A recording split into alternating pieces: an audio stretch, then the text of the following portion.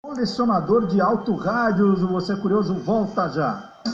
Você é curioso? Então fique onde está, Bandeirantes.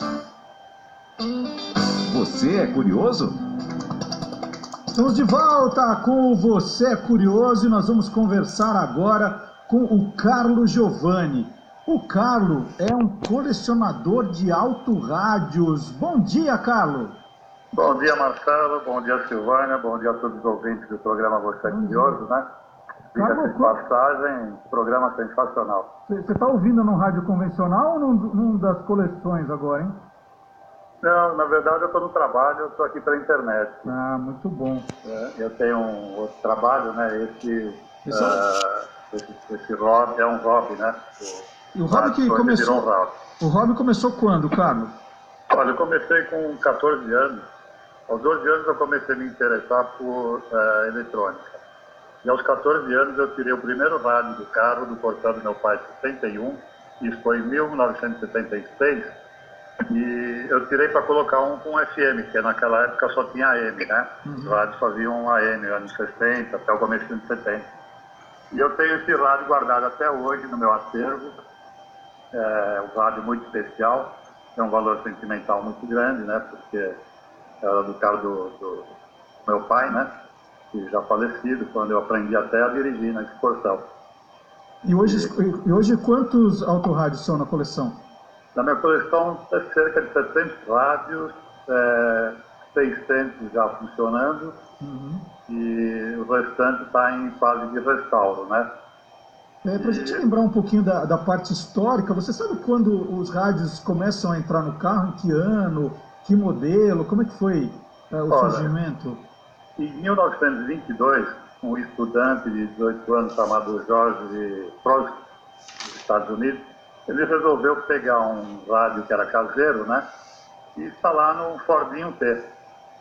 E ele chamou a imprensa para isso e tal, e ele foi considerado o primeiro instalador de som de colocar um rádio num automóvel, né? Mas era um rádio valvulado, um rádio enorme.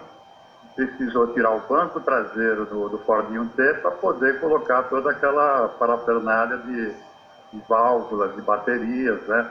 Para você ter uma ideia, o teto do Fordinho virou um emaranhado de fios e bambu, né?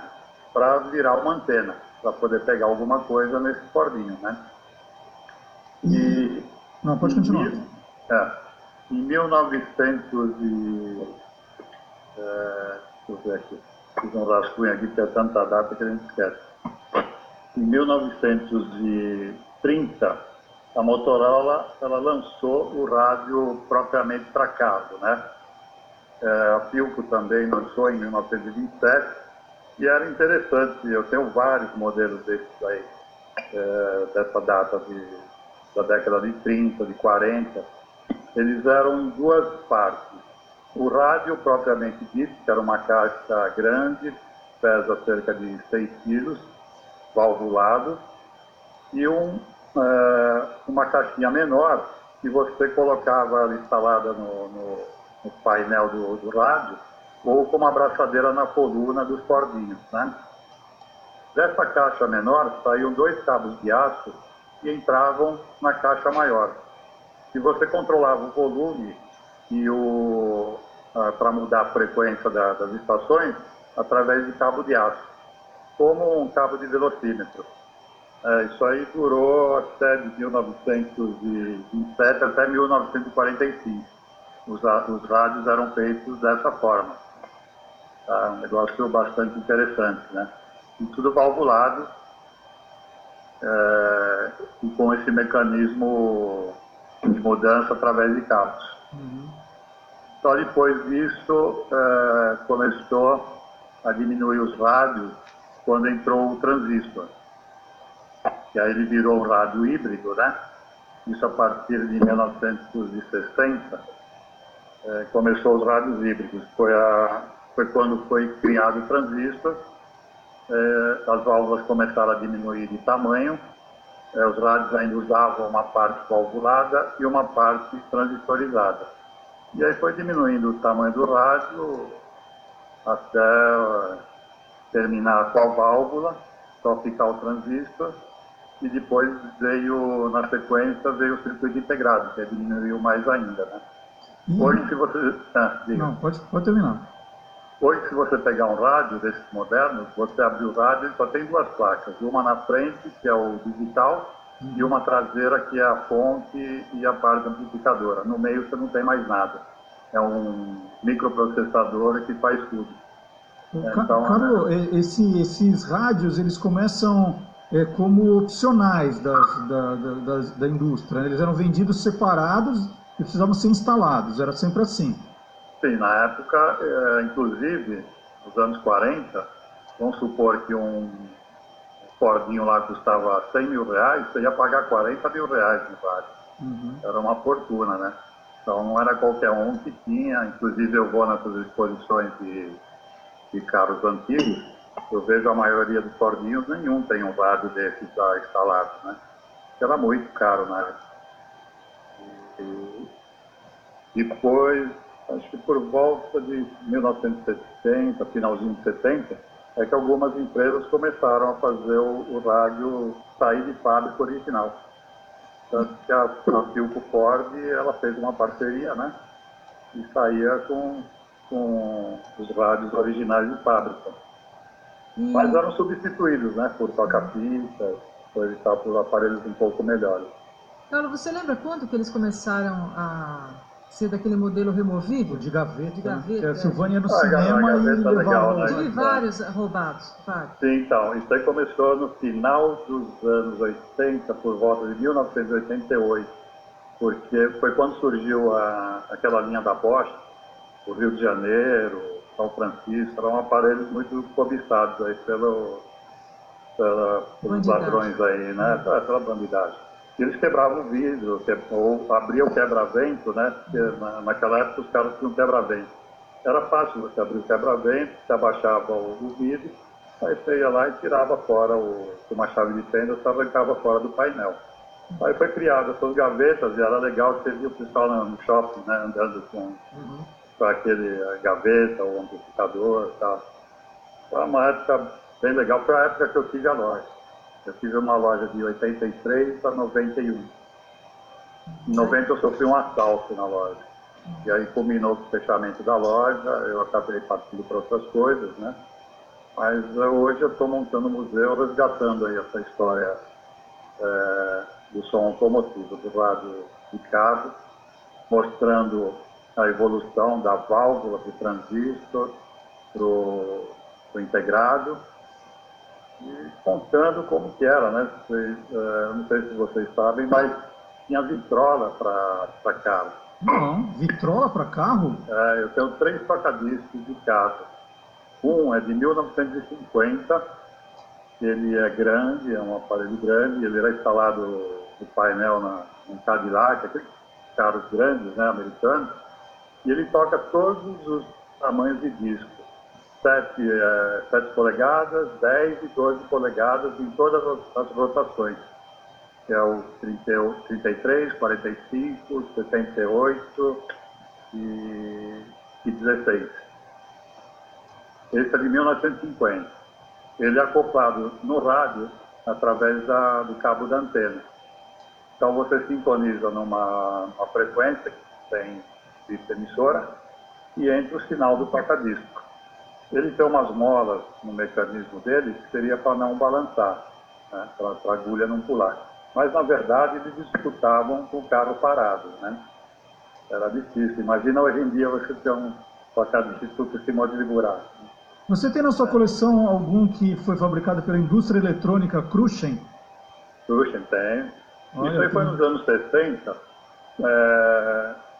Teve muitas empresas, assim, vamos falar assim, a grosso modo, um fundo de quintal. Eram empresas que eram nos bairros mais antigos, como a Moca, Ipiranga, o Centro, aqui na Santa Efigênia, tinha muita loja de componentes eletrônicos, e nos fundos eles fabricavam o rádio. Então tem vários modelos, tem Crucian, Colorado, Pirama, Yamaguchi, Zelina, são vários. Eu tenho praticamente todos eles na coleção.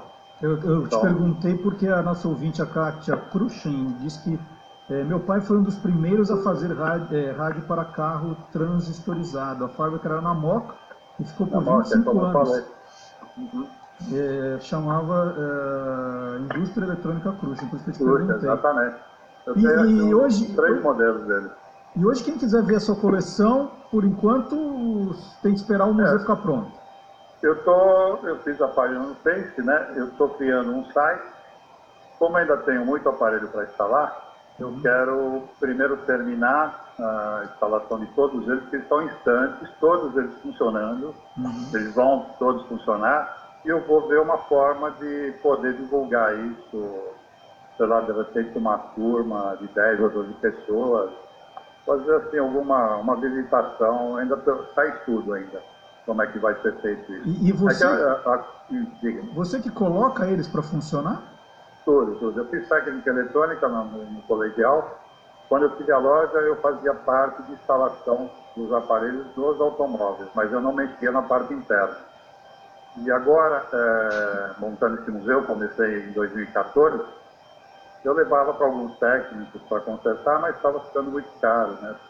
Inclusive, hoje eu vejo a dificuldade de um técnico para você conseguir consertar um rádio desses aí de 30, 40, 50 anos. É muito complicado, porque você não acha mais componentes eletrônicos, principalmente o transistor de germânio. Ele é um transistor que você não pode ter em estoque, porque ele tem uma pasta térmica dentro dele, que ela solidifica o tempo e coloca o transistor em curso. Aí foi criado o transistor de silício, mas ele não é equivalente ao de germânio. Então, tem aparelhos que você não consegue mais consertar. Sem contar que você leva horas, às vezes dias, às vezes semanas para consertar um aparelho desse. E quanto você vai cobrar de um cliente, né? Fica meio inviável, né? Mas eu parti para consertar eu mesmo meus aparelhos. Tem aparelho que eu compro 2 iguais para conseguir consertar um, que um vira doador. E está indo dessa forma, né? Voltando lá ao toca-disco, eu tenho um outro que a agulha toca por baixo do disco. É um de 1960, ele só toca os discos de 10 polegadas. Tem um outro que foi adquirido de um casal, hoje com 80 anos. Eles tinham esse toca-disco no Fusquinha, e eles paravam lá na Praça do Pôr do Sol, ficavam namorando e escutando o disco dentro do Fusquinha. Eu tenho ele no meu acervo, todos eles funcionando. E outra coisa interessante também seria a fita, né? Começou com o toca-cartucho, depois passou para fita cassete, até a entrada do CD. Olha, sensacional. E qual é o nome da página para quem quiser, então, ver as fotos enquanto o museu não fica pronto? Rádio Car Museum. Rádio Car Museum. Museum. A página no Facebook, em breve vai ter o site. E ali tem muita coisa que já está em funcionamento. Tem história da Tojo. Até uma curiosidade, eu não sei se eu posso contar isso. Conta. Você lembra daquele amplificador e equalizador Tojo? Sim. Ele foi lançado em 78, né? E a fábrica, em 88, foi para a Zona Franca de Manaus, e em 98, infelizmente, ela fechou. Mas além os proprietários ainda têm uma loja de componentes aqui no centro. E a Tojo, ninguém sabe o que significa a palavra Tojo.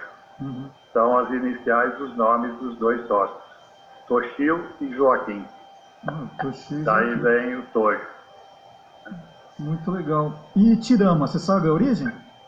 A Tirama, eu não tenho aqui os dados. Eu puxei todas as empresas através do cadastro. Cadastro é quando você abre uma empresa, assim, né? Porque tem pouca coisa falando. Não, mas sobre dados, né? a Tirama eu vou te falar. A Kátia Cruxem disse que era dos tios dela, né? E é Tirso e Amadeu, que eram os nomes dos dois. Legal. Então eu vou pôr então lá no site. Se ela puder entrar em contato comigo para ela conhecer também. Nós vamos passar o seu telefone para ela.